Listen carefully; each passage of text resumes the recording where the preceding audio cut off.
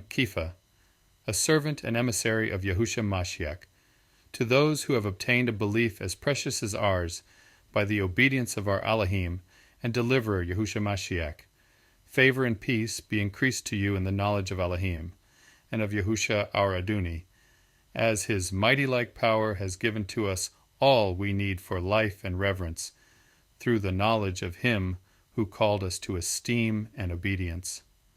Through these there have been given to us exceedingly great and precious promises, so that through these you might be partakers of the Yahweh-like mindset, having escaped from the corruption in the world caused by lust. And for this reason, do your utmost to add to your belief obedience, to obedience knowledge, to knowledge self-control, to self-control endurance, to endurance reverence, to reverence brotherly affection, and to brotherly affection love. For if these are in you and increase, they cause you to be neither inactive nor without fruit in the knowledge of our Aduni Yahusha Mashiach.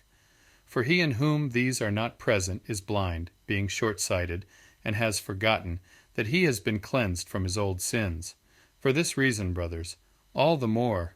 do your utmost to make firm your calling and choosing, for if you are doing these things you shall never stumble at all, for in this way an entrance into the everlasting reign of our Adoni and deliverer Yahusha Mashiach shall be richly supplied to you. And so I intend to remind you of these things again and again, though you know them and have been established in the present truth. But I think it is right, as long as I am in this tent, to stir you up by a reminder, knowing that the putting off of my tent is soon, even as our Aduni Yahusha Mashiach made clear to me. And I shall do my utmost also to see to it that you always have a reminder of these things after my departure. For we did not follow cleverly devised stories when we made known to you the power and coming of our Aduni Yahusha Mashiach,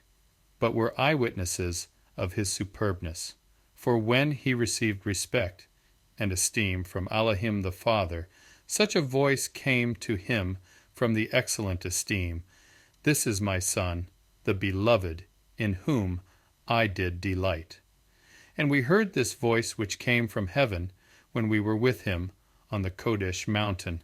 and we have the prophetic word made more certain, which you do well to heed as a light that shines in a dark place until the Yom dawns and the morning star rises in your hearts, knowing this first,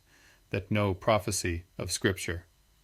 came to be of one's own interpretation. For prophecy never came by the desire of man, but men of Elohim spoke, being moved by the Ruach HaKodesh.